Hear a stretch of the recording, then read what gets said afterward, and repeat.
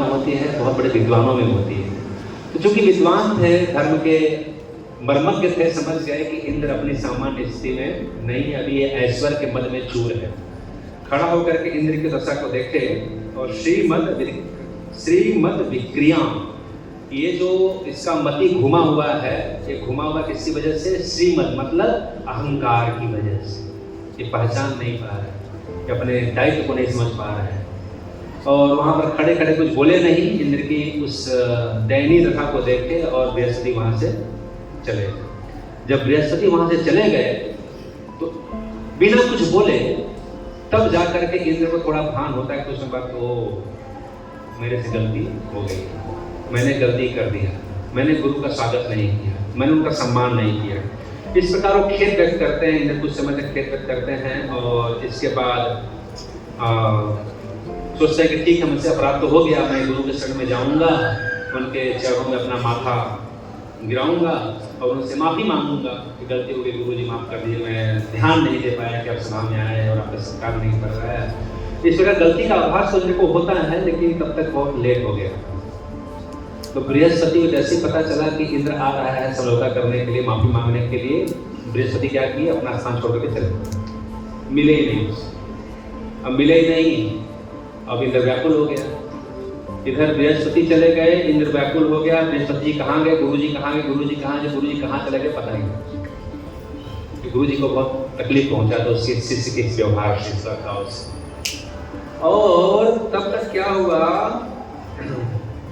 तत्श्रुत्वै आसुरः सर्वः आश्रित्यो सनसम्मतं देवान् प्रत्युत्थमं चक्रुर दुर्मदः आदकायन्। तो जो आसुरी प्रवृत्ति के लोग थे, असुर लोग थे, ये असुर लोगों को कानून भनक लग गई। क्या भनक लग गई कि अभी गुरुजी नाराज हैं, गुरुजी कृपा छोड़ के चले गए हैं, इंद्र के ऊपर गुरु की कृपा नहीं है और अभी इंद्र भी व्याकुल है, व्यथित है, उसका दिमाग भी सही काम कर नहीं रहा, मैं क्या करूं क्या करूं क्या करूं, गुरुजी कहाँ चले गए। अभी अच्छा मौका है स्वर्ग पे चढ़ाई करने का, अभी चढ़ाई कर लेते हैं। और उन्होंने प्लानिंग किया और चढ़ाई कर दिया। और चढ़ाई करके क्या किया, सैन्य दल के साथ पूरा चढ़ाई किया और स्वर्गलोक पर विजय प्राप्त कर लिया। स्वर्गलोक जीत गए। अभी सारे देवता लोग स्वर्ग से निकल गए, इंद्र भी निकल गए और ये सारे लोग अभी तत्पश्चात इसके बाद ब्रह्मा जी के पास जाते हैं। ये क्या करें, हमारे मारे फिर रहे हैं, हमारा राज्य ले लिया गया, हम कहाँ जाएं? क्योंकि ब्रह्मा जी की सारी सृष्टि है, तो हम राज्य से निकाल दिए गए, हम कहाँ जाएं? तो ब्रह्मा जी ने कहा कि देखो, अभी उन लोग का जो योग चल रहा है प्रबल चल रहा है। क्यों? क्योंकि शुक्राचार्य की असीम कृपा है असुरों के ऊपर, ब्राह्मणों की, गुरुओं की कृपा है, उनका कृपा शक्ति उनके साथ चल रहा है और वो लोग बल में ओज में बढ़े हुए हैं। और सबसे बड़ा प्रॉब्लम है कि आपके पास अभी गुरु शक्ति काम नहीं कर रही है, गुरु शक्ति काम नहीं कर रही है। क्योंकि जीवन में प्रगति करने के लिए, चाहे वो मटेरियल एजुकेशन हो, चाहे वो स्पिरिचुअल एजुकेशन हो, चाहे वो भौतिक प्रगति हो, चाहे वो आध्यात्मिक प्रगति हो, हर प्रगति के पीछे किसी न किसी गुरु का हाथ होता है जीवन में। बिना गुरु पादाश्रय के हम जीवन में प्रगति नहीं कर सकते हैं। एक संदर्भ मुझे याद आ रहा है भक्ति सिद्धांत सरस्वती ठाकुर महाराज का। तो भक्ति सिद्धांत सरस्वती ठाकुर महाराज के गुरु कौन थे? गौर किशोर दास बाबा जी महाराज। तो एक बार कुछ शिष्य पूछते हैं उनसे कि गौर किशोर महाराज खुद ही उनसे एक बार चर्चा करते हैं कि आप इतने प्रचार करते हो, इतने दक्ष हो, और गौर किशोर महाराज का नाम में बड़ी आसक्ति था, लेकिन मैटेरियली भगवान कृपा से समय पारंगत होते हैं। क्योंकि जो भगवान की भक्ति करता है उसके पास सारा विद्या, सारा ज्ञान अपने आप भगवान कृपा से आ जाता है। लेकिन आपको लंबी कहानी ये पता होगा कि गौर किशोर दास बाबा जी महाराज भक्ति सागर को दीक्षा नहीं देना चाहते थे, क्योंकि बहुत क्वालिफाइड थे भक्ति सिद्धांत महाराज, भक्ति विनोद ठाकुर के पुत्र थे, उनका दिमाग बहुत तेज चलता था भक्ति ठाकुर महाराज, तो दीक्षा नहीं देना चाहते। लेकिन कैसे तो दीक्षा लिया और एक बार चर्चा कर रहे थे कि उन्होंने चर्चा किया, लोगों ने उनसे पूछा कि आपके जो गुरु हैं वो बाबा पर संप्रदाय चाहते हैं, जो शांत भाव से भगवान का भजन करते हैं, और आपका जो प्रचार है वो बहुत ही लायंस गुरु बोला जाता है, भक्ति सिद्धांत कुमार लायंस गुरु, मतलब प्रचार करने में उनके सामने कोई रुकता नहीं था। जब वो चलते थे, सिंह में चलता, तो सारे जितने भी वन्य जीव रहते हैं सब छोड़ के भाग जाते हैं। उसी प्रकार जब भक्ति से आपको महाराज लाठी लेकर चलते थे, संन्यास लेकर के, तो कोई आयावादी मायावादी उनके सामने रुकता नहीं था। एक बार कुंभ मेला जा रहे थे मायापुर से, और ट्रेन में बैठे हुए थे, और ट्रेन में कुछ साधु महात्मा बैठे थे। कौन साधु महात्मा? वो चर्च वाले। तो कहीं कहीं आप देखेंगे भक्ति सिद्धांत ठाकुर महाराज का जो फेस है, उससे बहुत सारा दाढ़ी मुड़ी रखे रहते हैं बाबा जी की तरह। तो चातुर्मास जब करते तो उनका सब दाढ़ी बढ़ जाता है, बहुत कठोरता से पालन करते चातुर्मास। तो उन लोगों ने अपना सिगरेट में उसमें चिलम जलाया, और उनको पता नहीं था। तो जैसे पूछते हैं प्रसादी, ऐसे प्रसाद पूछ लिया कि आप भी लेंगे क्या? तो प्रसंग आता है कि उसी बोगी में चारों गेट बंद करके, वो जो सन्यास डंडा से, उसी डंडा से सारे बाबा जी को पिटाई करते हैं। और पीटते हुए लेके जा रहे कहाँ तक? प्रयागराज तक। प्रयागराज में जब गए तो पुलिस आ गई, क्योंकि बहुत मारा उन्होंने। तो तुम लोगों की वजह से पूरा साधु समाज बदनाम हो रहा है, बहुत मारा उन्होंने। इसके बाद पुलिस आई तो भक्त उन्होंने कहा कि ये जो समाज है, ये समाज का जो ठीक करने का साधन है वो आप लोग नहीं कर सकते हैं, ये लोग का ऐसे ठीक करना चाहिए। तो ऐसे गुरु थे भक्त ठाकुर महाराज, उनका बहुत सारा स्टोरी है। तो बोले कैसे आपके जो गुरु जी हो तो बैठे से भजन करते हैं और आप इतना प्रचार करते, कहाँ शक्ति मिलती है? क्योंकि गुरु के आचरण को देखकर शिष्य सीखता है, लेकिन गुरु जो आपके हैं तो बैठ कर भगवान का नाम का जप करते हैं। गौर सदर बाबा जी महाराज वो कैसे जप करते हैं, उसकी बहुत सारी कहानी है, बड़ी नाम में आ सकती है। तो आपको ये सब वेग, इतनी शक्ति कहाँ से मिलती है? उन्होंने कहा कि देखो, नदी में बड़ी बड़ी नाव चलती है, और नाव चलती है, और नाव चलती कैसे है? जब कलकत्ता से मायापुर जाएंगे तो नवद्वीप से पार करना होता है। तो 300-400 लोग एक नाव में बैठ जाते हैं, खट खट खट खट करके नाव चलती है। तो नाव चलती है, नाव में एक इंजन होता है, राइट, चालू करता है। तो बोलते हैं नाव, इतनी बड़ी नाव चलती है, 200-300 लोगों लेके जाती है, उसको चलाने के लिए इंजन होता है, राइट। और इंजन को भी स्टार्ट करने के लिए उसमें एक बैटरी का सर्किट कनेक्शन होता है। जैसे गाड़ी भी स्टार्ट होती है, गाड़ी कहाँ चलती है? इंजन से। लेकिन गाड़ी का बैटरी उतर जाए तो इंजन चालू होगा, तो इंजन तो आवाज़ करता है। कोई भी गाड़ी का इंजन जब चालू होगा तो रर करके आवाज़ करता है। हर गाड़ी का इंजन का आवाज़, चाहे ट्रक हो, टेम्पो हो, ट्रैक्टर हो, सब इंजन का आवाज़ आता है, लेकिन बैटरी का आवाज़ आता है। लेकिन सारा इंजन काम किससे करता है? इंजन कितना होता है? छोटा सा कोने बैठा होता है, लेकिन सारे इंजन को चलाता कौन है? वो बैटरी। तो भक्त ठाकुर महाराज ने कहा कि हमारे गुरु महाराज जो बैठ के जप करते हैं ना, वो जप से हमको शक्ति मिलती है, वो शांत है। ये जो संसार में प्रचार कर रहे हैं या प्रचार करने की योजना बना रहे हैं, जिनके शिष्य में श्री प्रभुपाद जी ऐसे शिष्यों को प्रकट किया, जो प्रचार की शक्ति आ रही है, हमारे गुरु महाराज बैठ के जप कर रहे हैं, शांत लगता कुछ नहीं कर रहे हैं, लेकिन जो शक्ति हमारे अंदर आ रही कहाँ से आ रही है?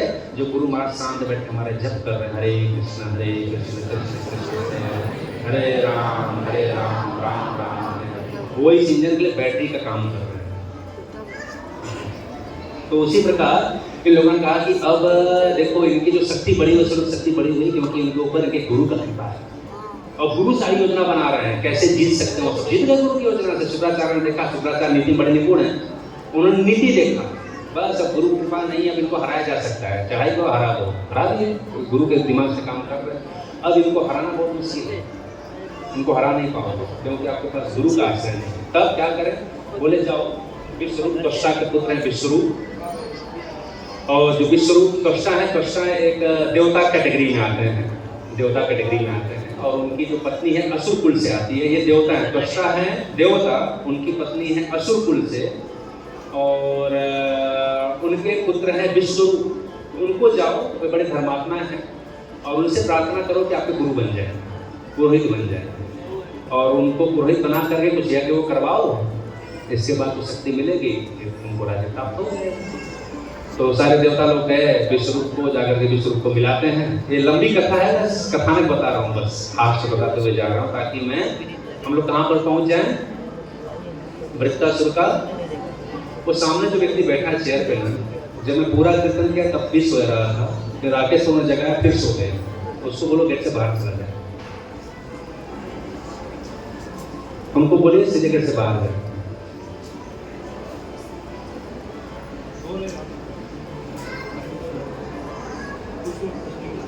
वो आसन चेयर फैन मिला सोने के लिए।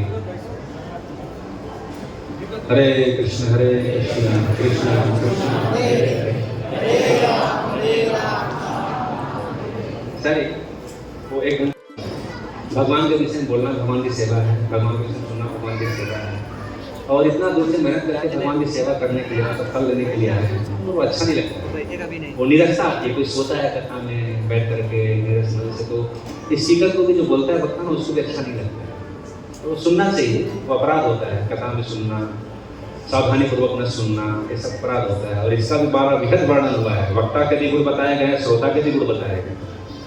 ये जो भागवत कथा का सौभाग्य मिला है, सत्संग का सौभाग्य मिला है, ये कोई सिंपल चीज नहीं है, लेकिन अब बस हम लोग चल रहे हैं। लेकिन इसका महिमा सुनना हो तो भागवत महात्म सुनिए, जहाँ पर गोकर्ण जी का और गोकर्ण ध्यान हुआ है, और गोकर्ण जी के भागवत कथा से धुंधुकारी का उद्धार हो गया है।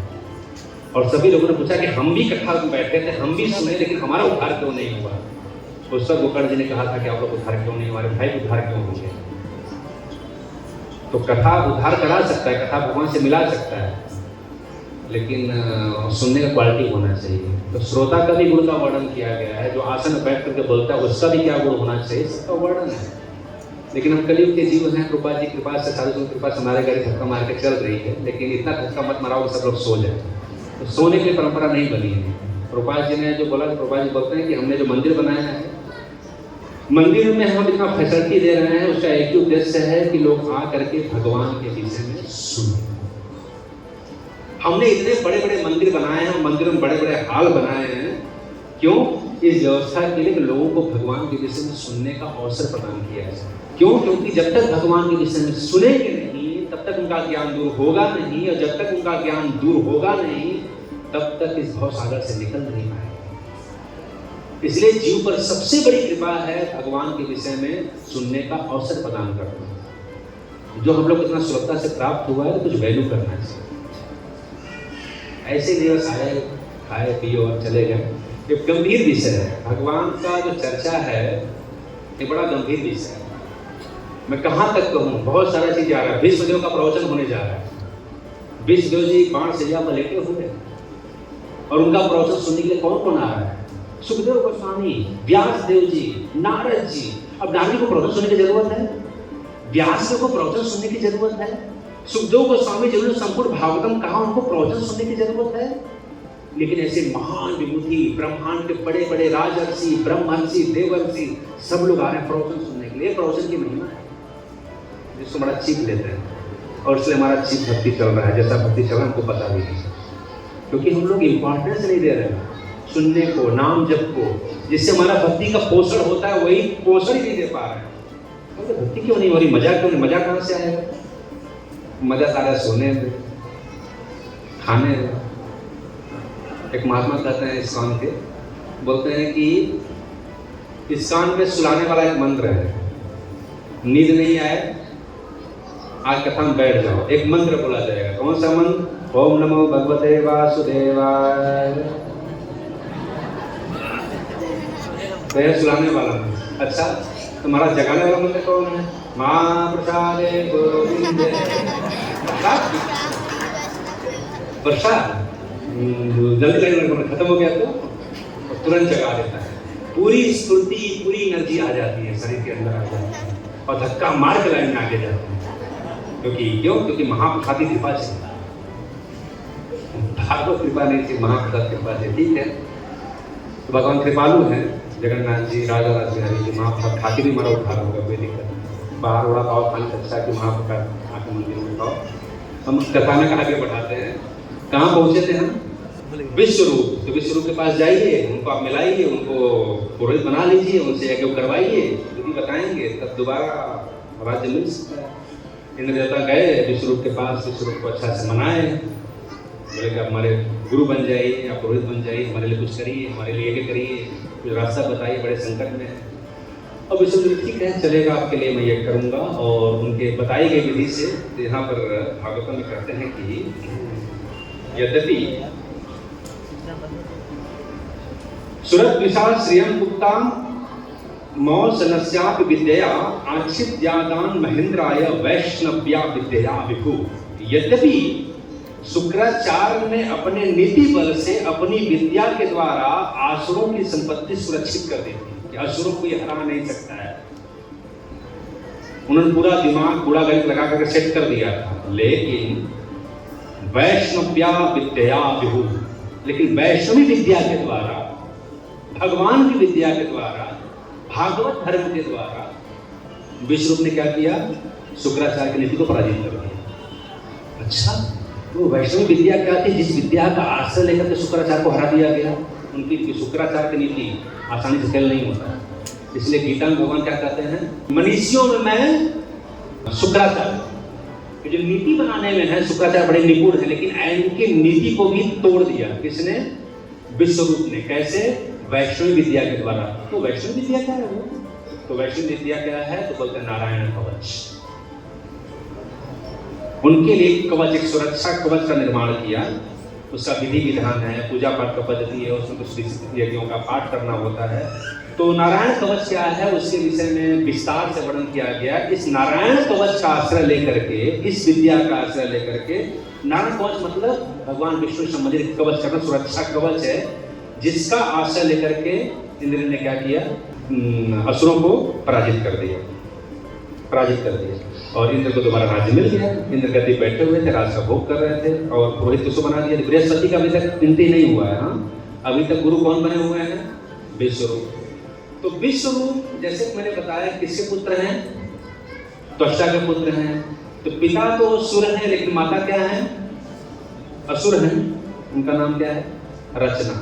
उनकी पत्नी का रचना है। कहाँ लिखा था तुमने? ओके। तो उनकी पत्नी का रचना है, जो कि असुर कुल से ताल्लुक रखती हैं। तो इंद्र क्या किए? गुरु जी से कभी भी मिलने के लिए जाया करते थे। ये अपना बैठ करके इंद्र की बढ़ोतरी हो, इंद्र का राज्य बढ़े, धन वैभव ऐश्वर्य सब बढ़े, उसके लिए यज्ञ किया करते थे, पूजा पाठ किया करते थे। एक दिन घूमते हुए इंद्र ऐसे आए विश्वरूप के आगे, गुरु जी क्या कर रहे हैं? और जब आकर के देखे तो इधर थोड़ा गड़बड़ चल रहा था। गड़बड़ क्या चल रहा था? तो विश्वरूप देवताओं के निमित्त यज्ञ तो कर रहे थे, लेकिन ये जो असुर है ना, तो उनकी माँ असुर कुल से है। तो मामा लोग, मतलब उनके माँ के भाई लोग, असुर लोग, एक दिन आए तो मामा कहलाएंगे ना, मामा के पास आए। भांजा लोग मामा के पास आए, बोले मामा क्या कुछ करो ना हमारे लिए भी, हम भी तो आपके ही हैं। भांजा लोगों ने नजदीकी बढ़ाया मामा के साथ में। मामा का दिल पिघल गया। बोले लेकिन मेरा जो जजमान है वो तो इंद्र है, आपके लिए क्या करूं? बोले उनके लिए कुछ करिए, ठीक है, लेकिन आप तुम्हारे मामा है ना, तो कुछ तुम्हारे लिए सोचिए। बोले ठीक है। तो क्या किया उन्होंने? वो इंद्राय स्वाहा, चंद्राय स्वाहा, तो बीच बीच में आवाज स्लो करके उसी में आहुति डाल देते थे। किसका? असुरों के नाम से भी। असुर है ना, कौन सा असुर है? ये राहु स्वाहा, केतु स्वाहा। तो बीच में उनके नाम का, उनका भी, रावण का भी नाम लेते थे, रावण स्वाहा। तो जितने असुर के महान महान प्रतापी राजा थे, उनका भी शक्ति बढ़े, वो बीच में मामा के प्रभाव में आकर के, मामा भांजा के कारण थोड़ा सा उसी में डाल देते थे। और उसी से दुर्भाग्य क्या हुआ कि इंद्र आग और इंद्र पीछे से देख रहे थे कि गुरु जी क्या कर रहे हैं। तो गुरु जी कह रहे हैं इंद्राय स्वाहा, चंद्राय स्वाहा, रामणाय स्वाहा। तो उसकी शक्ति बढ़ा रही है क्या है? हमारी शक्ति तो बढ़ी रही, लेकिन अभी ये असुरों की शक्ति बढ़ा रहे हैं। ये तो गड़बड़ हो गया। माल पानी हम दे रहे हैं और काम उनका भी बनेगा। गुरु जी तो अंदर चीटिंग कर रहे हैं। और तुरंत निकाला तलवार, उसी यज्ञ में जहाँ पर स्वाहा स्वाहा कर रहे थे, गला काट दिया। तुरंत गला, गुरु का गला काट दिया। अब गुरु हत्या का दोष लग गया। अब ये विपत्ति हटा था, एक विपत्ति दूसरा आ गया, गुरु हत्या हो गई। गुरु हत्या हो गई, जिसकी वजह से ब्रह्म हत्या का दोष लग गया। ब्रह्म हत्या का दोष लग गया। अभी 1 साल तक भागे भागे फिरे, गुरु जी का हत्या कर दिया ना, गुरु का हत्या ऊपर से ब्राह्मण का हत्या, दोनों हत्या का दोष लग गया, ब्रह्म हत्या का दोष लग गया। अभी 1 साल तक भागे भागे फिरे फिरे घूम रहे हैं। इसके बाद जो उनको ब्रह्म हत्या का दोष लगा था, उसको 4 लोगों ने बांट लिया। उसको वृक्षों ने लिया, जल ने लिया, और नारी शक्ति ने लिया, स्त्री ने लिया, और भूमि ने लिया। 4 लोगों ने इस दोष को ले लिया, और जिससे 4 प्रकार का आशीर्वाद भी देते हैं इंद्र जी, तो सबका प्रयास वर्णन है। तो 4 लोगों ने इस दोष को ले लिया, जिस दोष के कारण जो स्त्री का मासिक धर्म होता है, तो उस दोष का ही प्रभाव है, क्योंकि वो इंद्र का दोष उन्होंने अपने ऊपर लिया है। क्योंकि इंद्र राजा है, और कि बहुत लंबे समय तक राजा राज सिंहासन पर न बैठे, बड़ा उथल पुथल मच जाएगा। तो भगवान की ऐसी व्यवस्था हुई कि 4 लोगों ने ब्रह्म हत्या का पाप को अपने ऊपर लेकर के इंद्र को उससे मुक्त किया। तो इंद्र ब्रह्म हत्या से तो मुक्त हो गया, लेकिन उनके पिताजी जो थे त्वष्टा, वो बोले कि हाथ जोड़ करके आया था, प्रार्थना किया था, गुरु बनाया, गुरु शक्ति से राज्य प्राप्त कर लिया और थोड़ी सी गलती के लिए गला काट दिया। मैं नहीं छोड़ूंगा। कौन? पिताजी अतीत खान के बेटे, भले ब्रह्म हत्या के दोष से मुक्त कर, मैं नहीं छोड़ूंगा।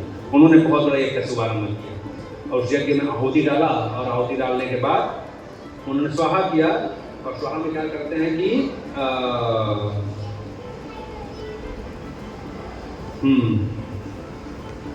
कि उनको एक ऐसा पुत्र हो, इंद्र सतो विवर्धस्व माचिरम जाहि विद्युषम, कि मुझे इंद्र का वध करने वाला एक पुत्र प्राप्त हो। लेकिन मंत्र में थोड़ी त्रुटि हो गई।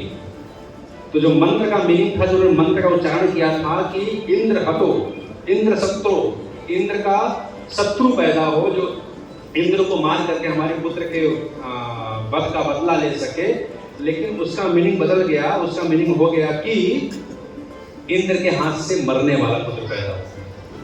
क्योंकि संस्कृत उच्चारण में थोड़ा फर्क हेरफेर होता है, थोड़ा में हेरफेर होगा तो पूरा उलट पुलट मीनिंग हो जाए। तो सरस्वती जी की कृपा से उच्चारण करते समय उच्चारण चेंज हो गया कि जो इंद्र की हत्या करने वाला पुत्र पैदा हो, वो हो गया इंद्र से मरने वाला पुत्र हो।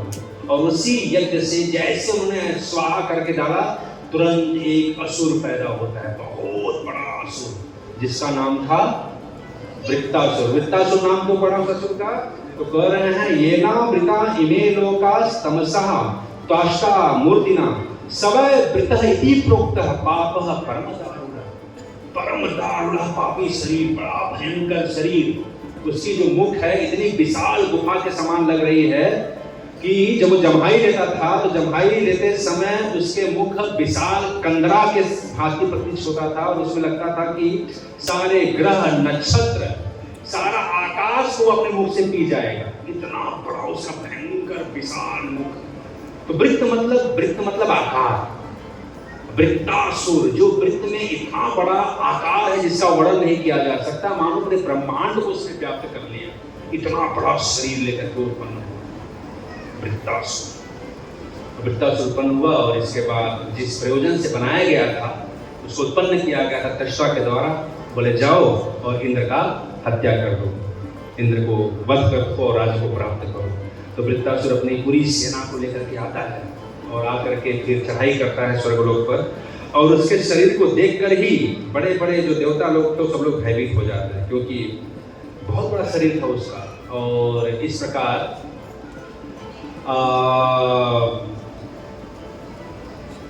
वर्णन युद्ध का कैसे वर्णन हुआ, तो कितने सारे देवता लोग को तो एक साल ऐसे लेकर कुंभ में डाले। कुंभकर्ण का हिस्ट्री पढ़ा आपको? कुंभकर्ण तो एक कुंभकर्ण का बाप था, समझ लीजिए, और कुंभकर्ण का बाप समझ लीजिए, तो विस्तार से समझ जाएंगे आप कि इस प्रकार हाहाकार मच गए त्रिभुवन में। और सारे दैत्य, कितने देवता लोग तो बिना युद्ध किए युद्ध का मैदान छोड़ करके भाग जाते हैं। स्वर्गलोक खाली हो गया, फिर स्वर्गलोक चला गया। अब क्या करें? तो उस समय तो ब्रह्मा जी ने उपाय बता दिया था। अब ब्रह्मा जी के पास नहीं गए। अब कहाँ गए लोग? सीधे भगवान के पास।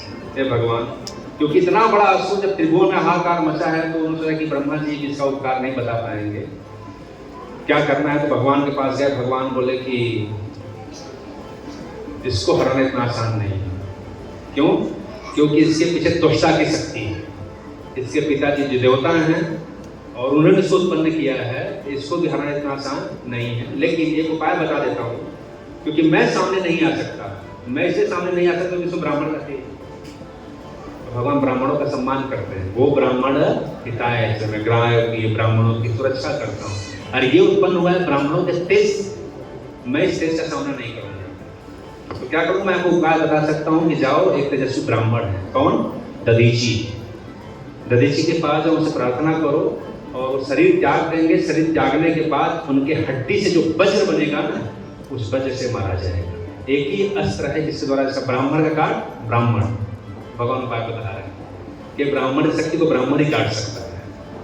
मैं बीच में नहीं आने वाला झगड़े में। जाओ दधीची के पास। इसके बाद दधीची के पास जाते हैं। वैसे बड़ी इंटरेस्टिंग कहानी है, लेकिन मैं थोड़ा कथानक को भगा लेके जा रहा हूँ। आधा घंटा मेरा हो भी गया, स्थिति तक पहुँचा भी नहीं। लेकिन ये नहीं बताता तो आप लोगों को भूमिका समझ में आती है, इससे थोड़ा भूमिका बता रहा था। तो मेरा प्लानिंग था कि आधा घंटा भूमिका बताऊंगा, आधा घंटा मैं स्तुति करूंगा। आ रहा हूँ स्तुति पर। तो उसके बाद वो दधीची मुनि के पास जाते हैं। दधीची मुनि इन लोगों का सिद्धि कार्य सिद्धि समझ करके, हालांकि पहले तो उन्होंने प्रतिकार किया, इसके बाद भगवान को लेना समझ करके उन्होंने शरीर का त्याग किया, और उनका शरीर त्याग करने के बाद फिर उनके शरीर की हड्डी से क्या बनाया जाता है, वज्र का रचना होता है। और वज्र लेकर के इसके बाद दोबारा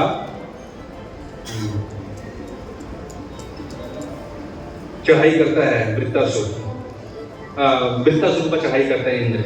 और इस बार जब चढ़ाई करते हैं तो उस वज्र का आघात इतना पावरफुल था कि सारे असुर कुल में हाहाकार मच गया युद्ध के मैदान में, क्योंकि जिधर वज्र का प्रभाव हो रहा है, जिधर वज्र चल रहा है, सारे किसी का हाथ कट रहा है, किसी का सर कट रहा है, किसी का धड़ कट रहा है, किसी का कमर कट रहा है। इस प्रकार चारों तरफ हाहाकार मच गया और उस वज्र के आघात कोई सही नहीं पा रहा। और इस प्रकार देवताओं का बढ़ा हुआ वेग देख करके सारे असुर कुल में हाहाकार मच गए, असुर सेना में हाहाकार मच गई। और इस प्रकार सब लोग भागने लगे। जब वो भाग रहे तो उस समय वृत्तासुर लोगों को रोकने का प्रयास किया।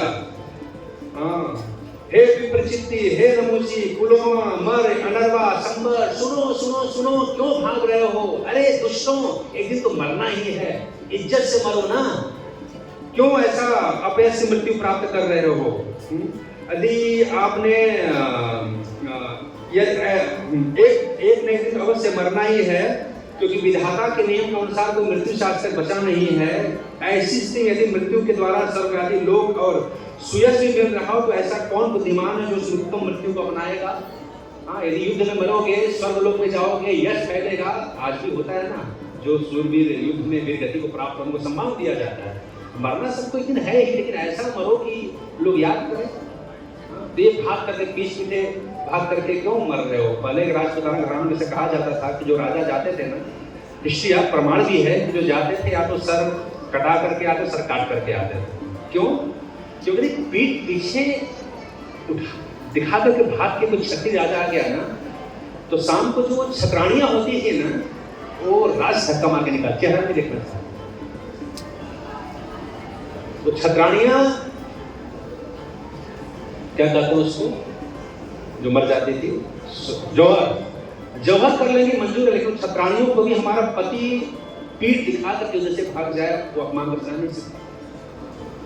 ये ट्रेनिंग था हमारे छत्र वीरों, जो हमारे सनातनी राजा लोग। तो यही बात यहाँ पर वृत्तासुर कह रहा है कि मरना एक दिन है ही, पीठ पीछे दिखा क्यों भाग रहे हो? अरे मरो, सर्वलोक में चले जाओ, यश कमाओ, कीर्ति कमाओ, ऐसी मृत्यु क्यों प्राप्त कर रहे हो? लेकिन हाँ, बता कि दो प्रकार से मृत्यु बड़ा ही दुर्लभ माना गया है। एक है ब्रह्म का चिंतन करते करते शरीर का त्याग, भगवान का स्मरण करते करते शरीर का त्याग हो जाए, और एक है युद्ध के मैदान में छाती पर गोली और तीर खाकर कोई विधवा शरीर छोड़े। ये दो प्रकार की मृत्यु यशस्वी होती है। इस प्रकार की मृत्यु तुमको सुलभ है, प्राप्त करो, लेकिन कौन प्रवचन सुन रहा है उस समय? सबको अपनी जान की पड़ी है, ऐसा बज चला रहे हैं, धाए धाए धाए धाए, वो सब लोग भाग रहे हैं, सब लोग भाग गए। और इस प्रकार उथल पुथल मचा हुआ है, असुरी सेना में सब लोग भाग रहे हैं। और इस सीन को देख करके वृत्तासुर को क्रोध आया। वृत्तासुर तुरंत उस समय इंद्र के सामने आ गया, जो कि अहिष्णु हो गया था, क्रोध से तिलमिला गया था, और तुरंत ऐरावत के सामने आ गया। ऐरावत कौन है? इंद्र का। अगर सोने वाले सावधान हो जाइए, सोइए मत। कुछ चेहरा आया जो, क्योंकि मैं ऊंचाई बैठा हूं ना, मुझे सब दिख रहा है। तो उस समय वृत्तासुर अहिष्णु और क्रोध से मारे तिलमिला गया, और उसी समय ऐरावत पर बैठ करके वज्र में हाथ में वज्र लेकर के इंद्र सामने उपस्थित हुआ। तो इंद्र के हाथ में गदा थी, और उसने गदा को बहुत तेज घुमा करके वृत्तासुर पर प्रहार किया। और जितनी स्फूर्ति से वृत्तासुर के ऊपर इंद्र ने प्रहार किया, अब 2 मिनट के लिए उस युद्ध के मैदान में घुस जाइए, सोचिए क्या सीन रहा होगा। तो जितनी तेजी से गदा घुमाया, किससे बैठा हुआ है? ऐरावत बैठा हुआ है। वृत्तासुर का शरीर तो वृत्तासुर का शरीर है, खूब जोर से वेग से गदा घुमा करके वृत्तासुर के ऊपर प्रहार किया स्फूर्ति के साथ। जितनी स्फूर्ति के साथ इंद्र ने गदा घुमा करके वार किया, उतनी स्फूर्ति के साथ उसने इंद्र का गदा पकड़ा और घुमा कर इंद्र पे मार दिया। इंद्र को समझ भी नहीं आया, और इतना तेज घुमा कर उसने गदा मारा इंद्र के ऐरावत पर कि ऐरावत का सिर फट गया। वर्णन है, ऐरावत का सिर फट गया और ऐरावत के सिर से खून की धारा बहने लगी, और इंद्र गया 10 फीट दूर, वो गिरा हुआ है। और वज्र कहीं दूर फेंका गया है, गदा कहीं है, ऐरावत हाथ लेकर पड़ा हुआ है। इंद्र देख रहा है और उस समय से बोल रहा है क्या हुआ। इंद्र को समझ में नहीं आया। इंद्र खड़ा हुआ, इंद्र के हाथों में अमृत। इंद्र ने आकर के ऐरावत का सर के ऊपर हाथ रखा, जो ब्लड जो खून बह रहा था वो दोबारा जुड़ गया। इंद्र देवता है, आप जो सकते हो संचारित है, वो शक्ति है उनके पास। इंद्र दोबारा खड़ा हो गया। इंद्र अभी फिर ऐरावत पे बैठ गया। अब गदा तो दूर है और हाथ में क्या है, वज्र है। अब वृत्तासुर प्रार्थना, अब वृत्तासुर बोल रहा है मारो मारो, हमको मालूम है कि ये जो वज्र बना है हमको मारने के लिए बना है। तुम डर रहे हो ना कि जैसा गदा घुमा के मारा ऐसा वज्र मार दूंगा तो क्या होगा। अब इंद्र के हाथ में वज्र है लेकिन इंद्र चला नहीं रहा है। क्यों नहीं चल रहा है? क्योंकि इससे पहले हो गया था ना, गदा मारा, गदा घुमा के मार दिया, हम मर गए। और कहीं वज्र घुमा के मारा और वज्र पकड़ के उल्टा वज्र का मार कर दिया तो क्या होगा। अब इंद्र का हाथ कांप रहा है, इंद्र मार नहीं पा रहे। अब वृत्तासुर बोल रहा है अरे इंद्र डरो मत, तुमको मालूम नहीं कि वज्र बनाया गया हमको मारने के लिए। ये गदा की तरह है, ये वज्र का वार निष्फल नहीं होगा। इंद्र तुम डरो मत, तुम्हारे पर दया आ रही है मुझे। कितना डरा हुआ है और लज्जित कर रहा है इंद्र को, कितना डरा हुआ है। डरो मत, भगवान ने आदेश दिया है ना, एक ब्राह्मण के शरीर से वज्र बना हुआ है, इससे ही हमको मरना है। तुम निसंदेह प्रहार करो मेरे ऊपर, लेकिन मेरा एक विनती है कि वज्र चलाने से पहले थोड़ा मुझे समय दे दो, मुझे समय को चाहिए। अब इंद्र बात कर रहे हैं क्योंकि इंद्र डरे हुए, इंद्र भी सहमे हुए हैं। बोले मुझे थोड़ा समय चाहिए। क्यों समय चाहिए? बोले कि मैं अपने भगवान को याद करूँ, क्योंकि तुम वज्र मारोगे मैं मरूंगा, लेकिन मरने से पहले थोड़ा मैं भगवान का स्मरण कर लेगा। मैं उस भगवान को याद करना चाहता हूँ जिस भगवान का मैं भगत था। और ये वृत्तासुर कौन थे? ये चित्रकेतु महाराज थे। चित्रकेतु महाराज जो भगवान का गुणगान सदैव गाया करते हैं, विमान में बैठकर सारी इंसान भगवान की महिमा की कीर्ति का गुणगान करते हैं। चित्रकेतु महाराज से यही काम है। एक श्राप बस यहाँ पर आया, तो श्राप क्या है आप लोग पढ़ लीजिएगा। तुमको तुरंत अपने भगवान की याद आया, किस प्रकार भगवान सुधा रहता था, किस प्रकार भगवान ले गाया करता था, लेकिन आज इस अशुद्ध शरीर में पड़ा हुआ। तो तुम मुझे निसंदेह वज्र का आघात करके मारो, मैं मर जाऊंगा, मुझे मालूम मैं मर जाऊंगा, लेकिन मरने से पहले थोड़ा मुझे समय दे दो। बोले कितना समय? ज्यादा नहीं, थोड़ा समय। कितना समय? 20 मिनट हो, 20 मिनट हो, उतना समय दो ताकि मैं अपने प्रभु का स्तुति कर सकूं। तो बोले ठीक है। अब वृत्तासुर स्तुति करने जा रहा है, सारे असुर तो भाग गए। मैदान में कौन खड़ा है? शत्रु पक्ष में अकेले वृत्तासुर, और एक साइड में कौन है? सारे देवता लोग। इंद्र नहीं, सारे देवता लोग खड़े हैं। इंद्र ऐरावत पर बैठे हुए हैं और वृत्तासुर बोल रहा है कि मैं अपने भगवान को अभी स्मरण करने जा रहा हूँ, स्तुति करने जा रहा हूँ। और उसने स्तुति प्रार्थना की, थोड़ा मुझे समय तो भगवान को याद कर लेता हूँ। उस समय युद्ध के मैदान में खड़े खड़े वो भगवान को स्मरण कर रहे हैं। और ये जो स्मरण का तरीका है भगवान का, भागवत में कई सारे टीकाकार हैं, उसमें वल्लभाचार्य भी हैं। वल्लभाचार्य भी कह रहे हैं कि ये जो वृत्तासुर का प्रेयर है ना, ये हर भक्तों को अपने घर के आंगन में, दरवाजे पर, किचन में, कहीं भी उसको लिख करके टांगना चाहिए। 4 प्रेयर प्रतिदिन सुबह शाम गाना चाहिए, गुनगुनाना चाहिए, याद करना चाहिए। यदि कोई भक्त इस प्रेयर को इस प्रकार प्रतिदिन गुनगुनाता है, गाता है, याद करता है, उस प्रेयर का दर्शन भी करता है, उसको प्रणाम भी करता है, तो अंत काल में उसकी भी मति उसी प्रकार भगवान में लग जाए। ये वल्लभाचार्य इसके ऊपर अपना भाव देते हैं। इतनी सुंदर प्रेयर है, इतनी महत्वपूर्ण प्रेयर है।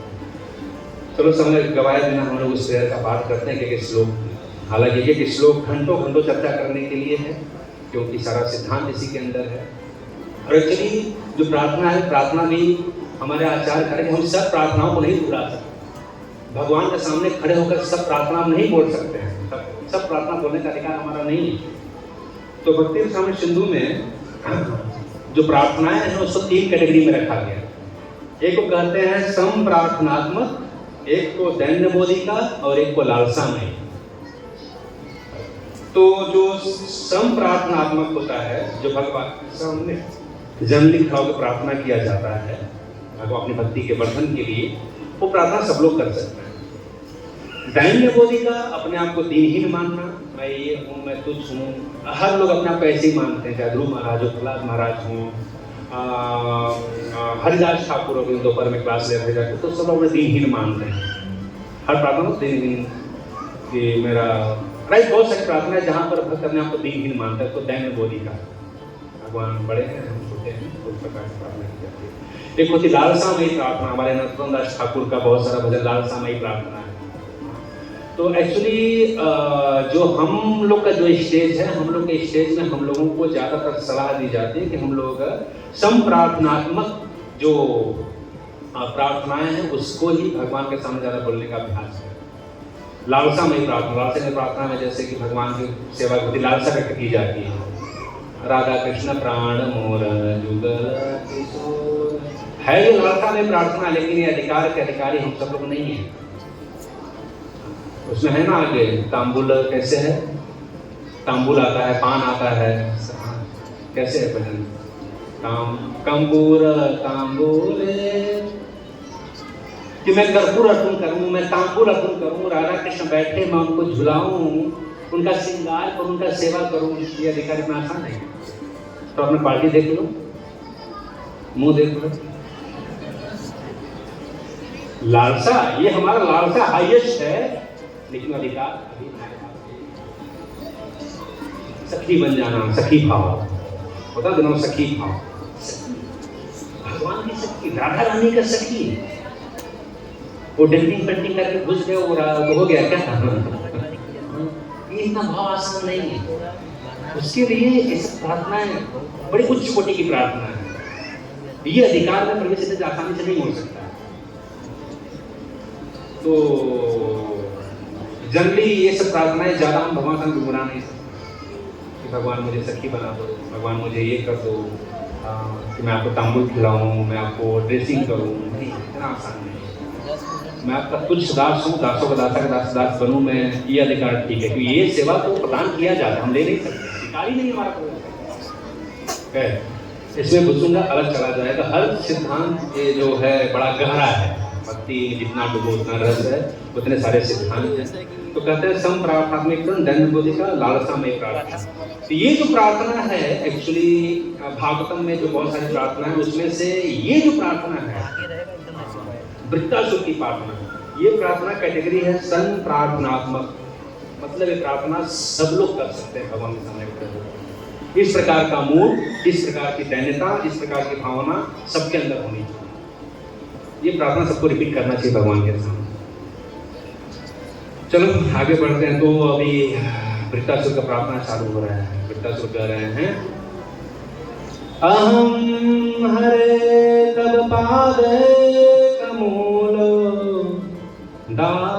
दासानुदासो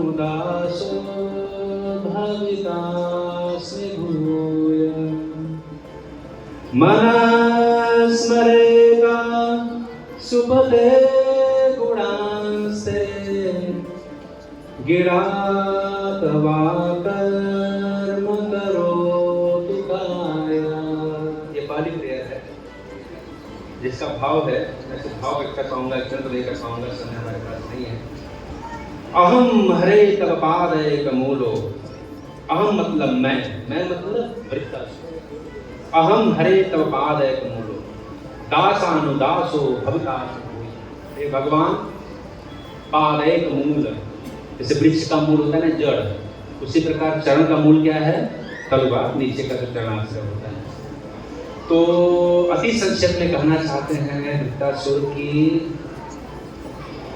हे भगवान, अहम मतलब मैं, हरे मतलब हे भगवान, तव पाद एक मूलो, कि जो लोग एक निष्ठ भाव से आपके चरणों का आश्रय ले रखे हैं, जिनकी रीति जिनकी प्रीति आपके चरण कमलों में है, जो आपके चरण कमलों को पकड़ के रखे हुए हैं।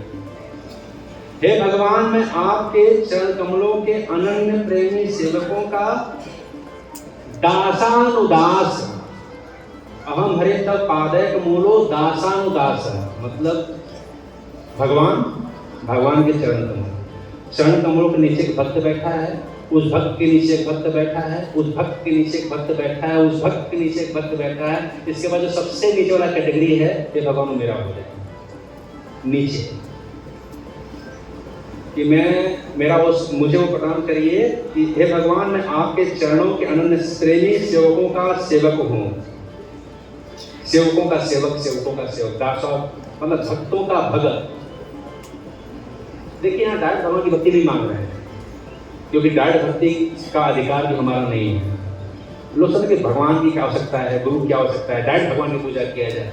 आप कर सकते हो, लेकिन इस सिद्धांत की पुष्टि नहीं, भले कर ही नहीं सकते हो, वो आपका भ्रम है कि आप कर पाओगे, क्योंकि आप जितने बड़े भक्त हो जाओ, वृत्तासुर से बड़े भक्त नहीं हो सकते। अब वृत्तासुर क्या कर रहे हैं कि भगवान मुझे आपका भक्त नहीं बनना है, मुझे आपके भक्तों का भगत बनना है।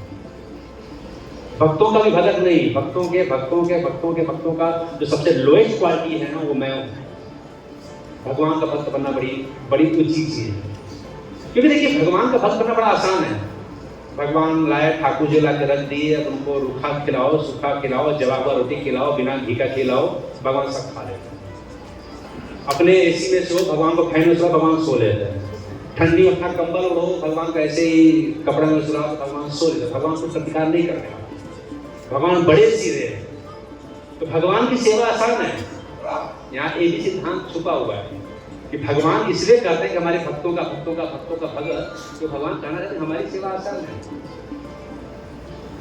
लेकिन मैं प्रश्न होता हूं अपने भक्तों की सेवा से। भक्तों की सेवा इतना आसान नहीं है। भक्त को भगवान को रूखा, सूखा, जला हुआ सब भगवान सब खा लेंगे। भगवान एक लाची दाना से भी खुश हो जाए। अब किसी साधु महात्मा को बुलाओ खाने के लिए, एक लाची दाना दे दो, देखो क्या होता है। साधु संतों की सेवा करने में तो कितना हाव भाव लगा रहे हैं। भाई संत आ रहे हैं, महाराज आ रहे हैं, महात्मा आ रहे हैं। भगवान यही दिखाना चाहते हैं हमारी सेवा आसान है, हमारे साथ रहना आसान है। घर में ठाकुर जी हम हैं, हम हमारे ठाकुर जी हमारे, हाँ बड़ा आसान है। और थोड़ा साधुओं के बीच में रहो, भक्तों के बीच में रहो, 10 दिन भक्ति निकल जाएगी। 10 दिन के अंदर अरे ये ऐसा भगत है, ये ऐसा है, वो ऐसा है, ऐसा करते हैं, सब चालू हो जाता है। तो भक्तों के साथ भगवान कहना चाहते हैं कि हमारा सेवा बड़ा आसान है, लेकिन भक्तों के साथ रह करके सेवा करना बड़ा कठिन है। लेकिन मैं खुश होता हूँ भक्तों के साथ, वो भी भक्तों की जब सेवा होती है, भक्त सेवा से प्रसन्न होते हैं। हमारी सेवा में मैं प्रसन्न हूँ कि नहीं प्रसन्न हूँ, मैं बोल वो बड़े बड़े जो भक्त होते हैं ना, बड़े बड़े शुद्ध भक्त, उनको एहसास होता है। उनके लिए भगवान सेवा का आदान प्रदान करते हैं। गोपाल भट्ट गोस्वामी शालिग्राम शिला है, डीडी देख करके हैरान हो रहे हैं, अरे सब लोग सजा रहे हैं और वो आभूषण पहना रहे हैं, बाल लगा रहे हैं और उनको श्रृंगार कर रहे हैं, बांसुरी बजा रहे हैं। हमारे शालिग्राम में क्या करूँ? भगवान ठीक है, भगवान आपको क्या बन गए? राधा रमन जी बन गए, शालिग्राम से राधा रमन बन गए। वो ऐसे भक्तों के साथ भगवान भाव का आदान प्रदान करते हैं। हमारे आपके साथ जो दिया ठीक है चलता है। हमारा आपका टेस्ट होता है साधु संगति। साधु कितना खुश है, जिसके साथ रह रहा वो भक्त कितना खुश है, उसकी सेवा करने की कितनी भावना है, कितना इच्छा है। ये इच्छा प्रबल होगी तो समझ रहे कि ठाकुर जी की भक्ति कितना होती है। भगवान की भक्ति करने कर भगवान की भक्ति की बड़ी चीज नहीं है। पहली बात तो कर नहीं सकते, करेंगे तो उसमें अपराध होगा और भ्रम में रहेंगे भगवान खुश हो रहे हैं। भगवान खुश होते हैं साधु संतों की सेवा से, गुरुजनों की सेवा से। हमारा अधिकार नहीं भगवान की सेवा करने। इसलिए राधा राजधानी की आरती होती है, आरती सब नीचे गुरु परंपरा है, सारा गुरु परंपरा नीचे रखा गया है। एक पुजारी भगवान को ठाकुर जी को भोग लगाते हैं, सारे गुरु परंपरा से परमिशन लेकर के लगा। हम गुरु महाराज को बोलेंगे, गुरु प्रभुपाद जी को बोलेंगे, प्रभुपाद जी को बोलेंगे, उनको बोलेंगे, वहाँ से खाना पहुँचेगा उनको। हम खिला नहीं सकते, हमारे हाथ में बड़े भगवान खिला सकते हैं। ये सिद्धांत है, भक्ति भावता नहीं है। हाँ ठाकुर जी भाव भाव भाव भाव असर आने के लिए फिर सबरी का भाव था, जग भरत महाराज का भाव था, कितनी तपस्या लगती है। यहाँ नाम जब भी हो ही नहीं रहा है, कथा में कोई राग आया ही नहीं है और भाव भक्ति पहुंच गए। ठाकुर जी बड़ी सरस्वती, वो भ्रम है आपका। पहले के किस्सों की व्याख्या बहुत हो सकती है, समय हो रहा है। कितना 2.5 कितना 3.25 दिन खींच सकते हैं क्या? पौने 3 बजे तो पौने 3 बजे नहीं, ज़्यादा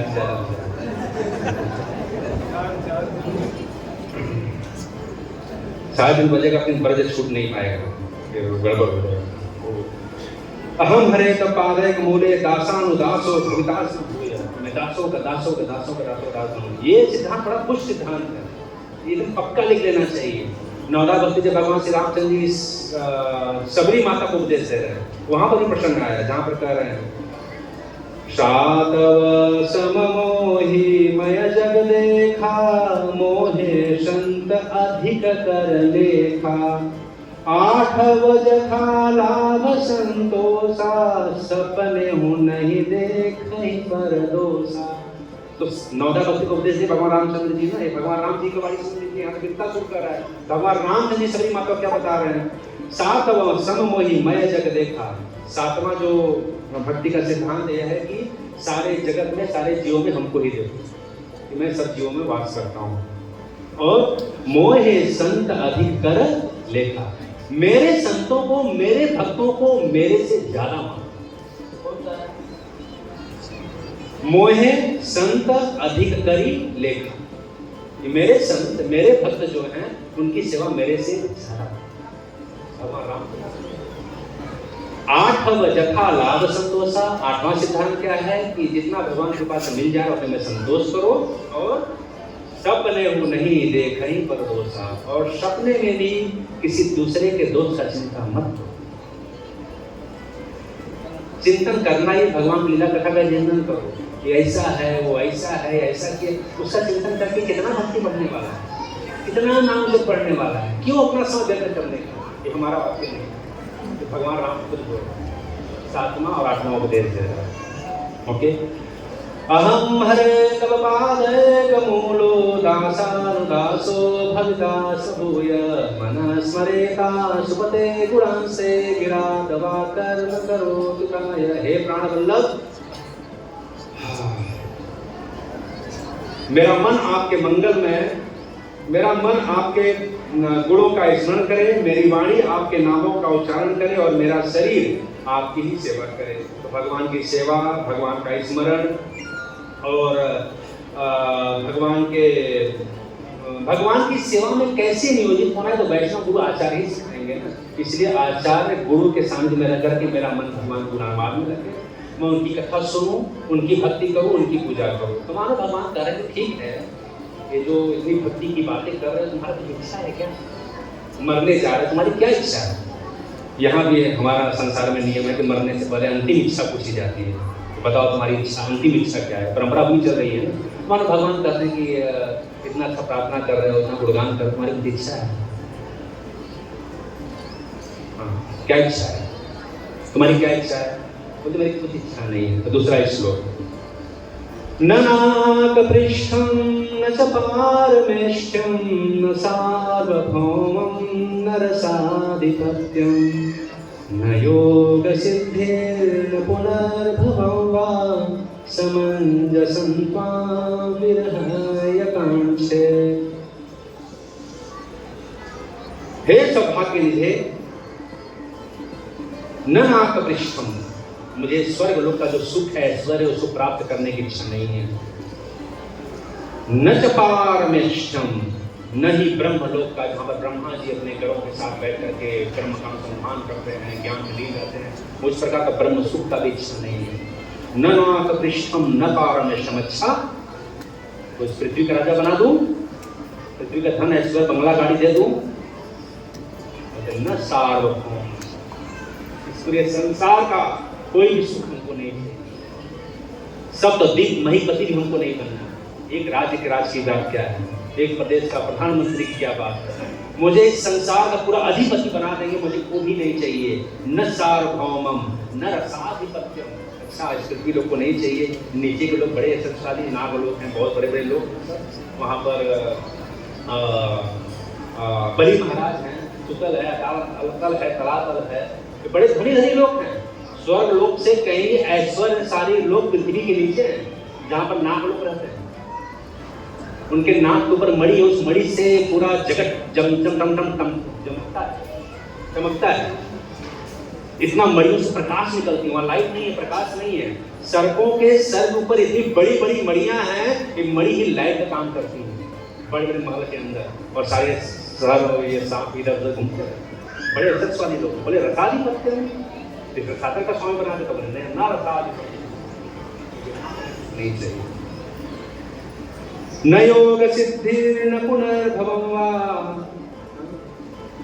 और न ही मुझे 9 प्रकार की अष्ट सिद्धि 9 निधि के दाता आप सिद्धि के स्वामी बना दो, मुझे नहीं चाहिए, मुझे सिद्धि के स्वामी नहीं बनना है। न योग सिद्धि न पुनर्भवं वा, और मुझे मोक्ष के भी कामना नहीं, मुझे मोक्ष भी नहीं चाहिए। क्या चाहिए तो कुछ तो चाहिए, कुछ तो मांगो। बस मेरा एक ही इच्छा है कि मैं आपसे प्रार्थना करूं, मेरा चित्त आपके मन में लगा रहे, आप में लगा रहे, सदैव आपका स्मरण करते रहूं नाथ। लेकिन मेरे चित्त में, मेरे मन में, मेरे स्मरण में, मेरे चिंतन में आप सदैव रहिए, लेकिन आप प्रकट मत होइए, मुझे जलने दीजिए। इस विरह सुख में मुझे जलने। विरह में भी एक सुख है, जो गोपियां विरह में रह रही हैं, भगवान भी विरह में रह रहे हैं, भगवान भी विरह में है। भक्तों की बात छोड़िए, हम लोगों से भी विरह भगवान को है। भगवान क्यों आते हैं? भगवान गुरु क्यों भेजते हैं? भगवान भक्तों क्यों भेजते हैं? भगवान अपनी लीला कथा क्यों देख गए? भगवान भी विरह में है हमसे, हमको पता नहीं चल रहा है कि हमारा ही बेटा है लेकिन दुख भोग रहा है, तो भगवान को अच्छा नहीं लग रहा है।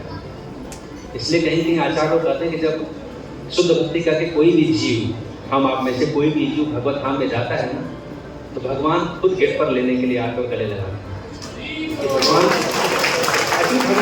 भगवान भी बहुत विरह में, ममय नाम से जीवलोके जीवभूता सनातन। और इस संसार में देखा जाता है कि पुत्र कपूर हो सकता है, पुत्र नालायक हो सकता है, लेकिन पिता का हृदय है ना। भगवान तरस रहे हैं कि हमारा बेटा इस संसार में दुख उठा रहा है, कष्ट उठा रहा है, हमारे पास आगे सुखी हो सकता है, इसको भगवान तरीके हो सकता है।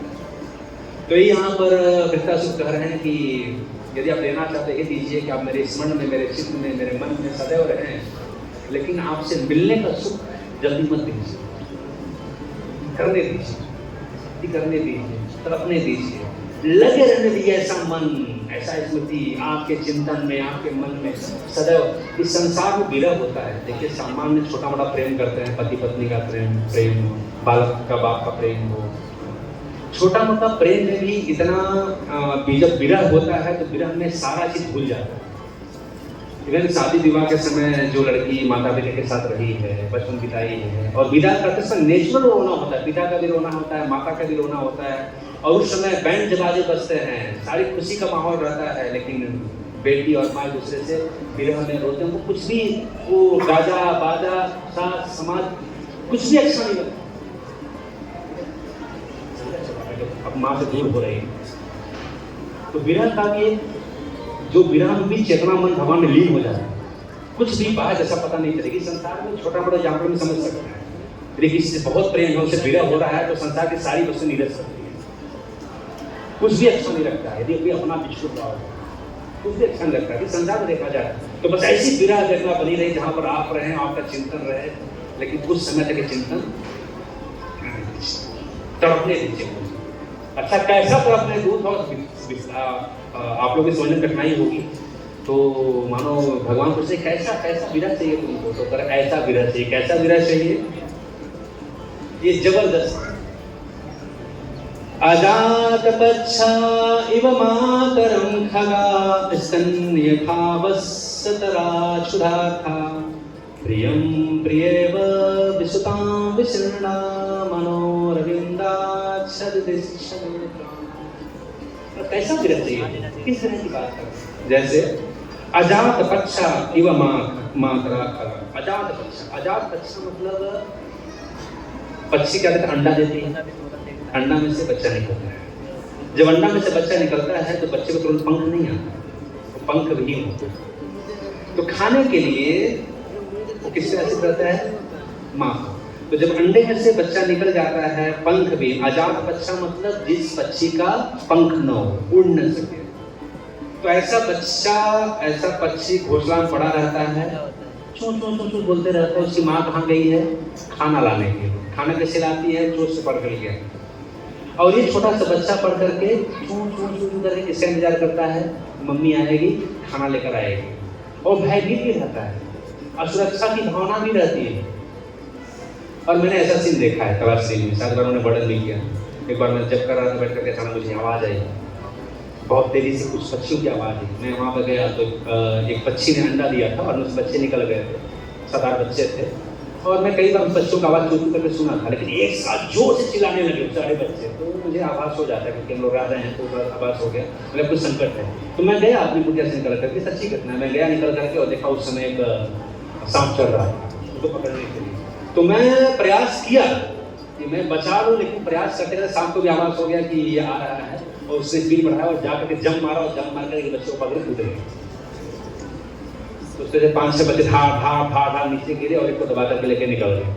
तो मतलब भयभीत हो गए माँ। तो एक जैसे पंख विहीन बच्चा घोंसला में बैठ करके अपनी माता का बेसब्री से इंतजार करता है, अब माँ आएगी, अब माँ आएगी। तो मानो भगवान कह रहे हैं, लेकिन यार ये क्या कर रहे हो? तो जैसे माँ आती है, उससे मुँह में खाना डाल देती है, तो उसका तो सुख दूर हो जाता है, उसका विरह दूर हो जाता है। बोले हाँ अच्छा ठीक है, दूसरा एग्जाम्पल देता हूँ। तो पिता सुख बोला हाँ ठीक है, दूसरा एग्जाम्पल देता हूँ। अच्छा, स्तन्य यथा वत्सतरा सुधार्था। तो जैसे छोटे छोटे बच्चे होते हैं, तो बच्चों को जब माँ के स्तन से, गाय के स्तन से दूध निकालना होता है, तो याद होगा कि उस बच्चे को कुछ समय के लिए दूध पीने के लिए दिया जाता है, इन बच्चे को खींच लिया जाता है और खींचने के बाद फिर वो ग्वाला दूध भी होता है। जब ग्वाला दूध देता है और बच्चा कैसा तड़पड़ाता है, छुड़ा करके जाना है, तुरंत जाना है, तुरंत जाना है। या 500 गाय बनी रहे, हमारे पास गाय है, 500 गाय बनी रहे और अचानक बच्चे का रस्सी खोलो, वो कूदते आते कैसे भी जा करके तुरंत माँ के स्तन जा करके वो लगा देता। तो जैसे बच्चा तड़पता है अपनी माँ के लिए, कब छोड़ेगा और कब जाके माँ का स्तन, तो वैसा बोले ठीक है, लेकिन वैसे देखा जाता है कि जैसे दूध के संग नमन हो जाता है, वो माँ को छोड़ के चल देता है, होता है ना। वो बच्चा दूध पिएगा, अभी माँ बैठी हो निकल जाए। तो ये थोड़ा कैसे जान बैठा, वहाँ भी विरह खत्म हो जाता है। अच्छा, यहाँ भी खत्म हो जाता है। ठीक है, तीसरा देता हूँ। प्रियम प्रियवा विसुतम मिश्रणा। कोई प्रिय है तो उसका प्रियतम है, प्रियतम में बड़ी आसक्ति है और उसका प्रियतम किसी विदेश में जाकर के नौकरी कर रहा है और यहाँ पर प्रिया बैठ करके चिंतन कर रही है, हमारे प्रियतम कब मिलेंगे, कब मीठी मीठी बातें, कब उनको आंखों से देखने का सौभाग्य प्राप्त। मिलन नहीं हो रहा है, कहाँ पर है? विदेश में, चिंतन चल रहा है, ये थोड़ा ठीक है। मिलन नहीं हो रहा है, विदेश में बैठ कर चिंतन हो रहा है, होता है जो आजकल मूवी शूट काफी खराब बनता है, इसी को तो बनता है। अब तो मोबाइल हो गया, बातचीत हो जाता है, वीडियो कॉलिंग हो जाता है, सब कुछ दिख जाता है, लेकिन पहले ऐसा नहीं था। तो वो जो विरह है कि प्रियतम और प्रिय, बहुत आसक्ति, बहुत अटैचमेंट है और प्रियतम विदेश जा चुके और यहाँ पर प्रिया तड़प रही है, कब मिलन होगा, कब देखने को मिलेगा, कब उनसे बातें होंगी। और जो वो तड़प है, तो भगवान कह रहे हैं कि मनोरविंदाक्षते वैसा ही मन, उसी प्रिया की तरह वैसा ही मन हे प्रभु आपको देखने के लिए लगा है। नहीं परफेक्ट है, ओके। सिद्धांत बहुत कुछ है इसमें। अंतिम श्लोक, ममोत्तम श्लोक जने सुसख्यम संसार चक्रे भ्रमत स्वकर्मभिः तन्मायया धनजालगे श्वासाक्त चित्तस्य नाथ भूयात्। हे प्रभु, मैं मुक्ति नहीं चाहता, मेरे कर्मों के फल स्वरूप मुझे बार बार जन्म मृत्यु के चक्कर में भटकना पड़े, इसकी परवाह नहीं है। परंतु मैं जहां जहां जाऊं, जिस जिस योनि में जन्मूं, वहां वहां संसार चक्रे भ्रमत स्वकर्मभिः तन् माया आत्मदारगे। वहां वहां मैं जहां जहां जाऊं, जिस जिस योनि में जन्मूं, वहां वहां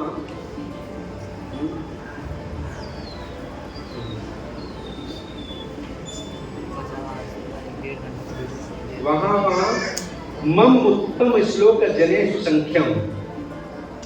कि उत्तम श्लोक, भगवान का नाम भी उत्तम श्लोक है, भगवान के भक्तों का नाम भी उत्तम श्लोक है। तो आपके या आपके भक्त जनों का संग, मैं जहां जहां जाऊं, जिस जोनी में जाऊं, वहां वहां भगवान के कार्य भक्त जनों में मेरी प्रेम मैत्री बनी रहे। हे स्वामी, मैं केवल यही चाहता हूं कि जो लोग आपकी माया से देह, गेह, पुत्र, परिवार, सगा संबंधी, स्त्री, पुत्र आदि में आसक्त हो रहे हैं, उनके साथ मेरा कभी किसी प्रकार का संबंध न हो, जिनके सानिध्य में जाकर मैं आपको भूल जाऊं। ऐसा संगति स्वामी मुझे मत देना जहां पर जाकर के मेरी स्मृति का नाश हो जाए। मुझे ऐसा जन्म देना, ऐसी संगति देना, ऐसा घर देना जहां पर जाकर के आपकी स्मृति बनी। आप मुझे नरक में डालना हो नरक में डालिए, संसार में डालना हो संसार में डालिए, लेकिन कभी अभक्तों का साथ मत दें, जहाँ पर जाकर भक्ति न कर पाऊँ, जहाँ पे जाकर आपका चिंतन न कर पाऊँ। यदि आप मुझे देना ही चाहते हैं तो ऐसा व्यवस्था करके देना, ऐसा जन्म देना जहाँ पर जाकर के भक्तों के साथ रह करके मैं आपका चिंतन, आपका भजन, आपका नाम ले पाऊँ। ये मेरे आपसे अंतिम प्रार्थना है। भगवान बोलते हैं तथास्तु। और इतना प्रार्थना सुन करके इंद्र एकदम बोल दो, फिर विचार चुका था कि अब मेरा मन लगा हुआ, अब मुझे मारो। और इंद्र विद्या का बस कर देते हैं। हरे कृष्णा। श्री प्रभुपाद की जय।